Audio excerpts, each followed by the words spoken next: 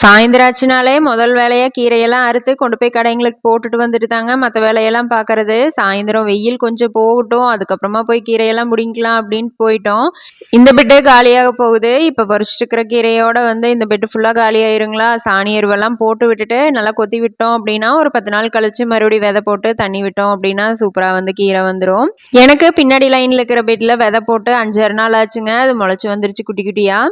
சிறுகீரை, அரைக்கீரை, முளைக்கீரை, பாலக்கீரை, வெந்தயக்கீரைன்னு எல்லா கீரையுமே கேட்டிருந்தாங்க.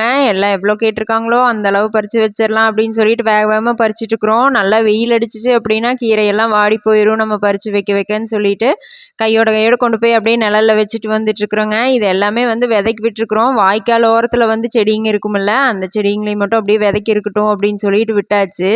விதையும் கொஞ்சம் ஓரளவுக்கு இருக்குதுங்க. அதையெல்லாம் பறித்து எடுத்தோம் அப்படின்னா விதைக்கு ஆயிக்கும். பாலக்கீரையும் அரைக்கீரையும் கட் பண்ணி எடுக்கிறது தாங்க. எப்பவுமே பாலக்கீரை கடைசியாக தான் கட் பண்ணுவோம். இந்த கீரைங்களெல்லாம் பறிச்சுட்டு போய் நல்லா அலசி வச்சுட்டு அதுக்கப்புறமா போய் பாலக்கீரை பறிச்சுட்டு அப்படியே கொண்டுட்டு போயிடுறது தான்.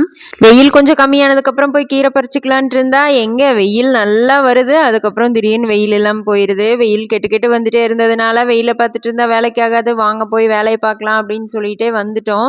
கீரை கொண்டு போகிறக்கு லேட் ஆயிரும் பார்த்துட்டு இருந்தோன்னா அப்படின்ட்டு வெயிலுக்குள்ளேயே கீரை பறிக்கிறதுக்கு வந்தாச்சு. என்னங்க நிழலில் பார்த்து போடுற மாதிரி இருக்கும். நாங்கள் எங்கே போனாலும் நீ போகிறவக்கெல்லாம் நானும் தான் வருவேன் அப்படின்னு சொல்லிட்டு ரோசி கூடவே தான் சுற்றிட்டு இருந்துச்சு. பாவங்க போகிறவக்கெல்லாம் வந்துட்டே இருந்துச்சு. திடீர்னு பார்த்தா ஒரு நேரம் காணோம், எங்கே போச்சுன்னே தெரியல. பார்த்தா பயங்கர டயர்டாகி போய் தூங்குறக்கே ஆரம்பிச்சிருச்சு. ஆனாலும் நாங்கள் அந்த இடத்த விட்டு இந்தளவு நகர்ந்து வந்ததும் பார்த்தா உடனே கூடவே எந்திரிச்சு ஒடியாந்துருச்சு. எப்படி தான் தெரியுதுன்னே தெரிய மாட்டேங்குது. நாங்கள் கொஞ்சம் காணோம் அப்படின்னா கத்துறது. வேணுங்கிற கீரையெல்லாம் பறிச்சுட்டு அப்படியே கொண்டு போய் கழுவருக்கு எடுத்துகிட்டு போயாச்சுங்க. இனி அப்படியே கொண்டு போய் பாலக்கீரையை அறுத்துட்டு கொண்டு போய் போட்டு வந்துட வேண்டியது.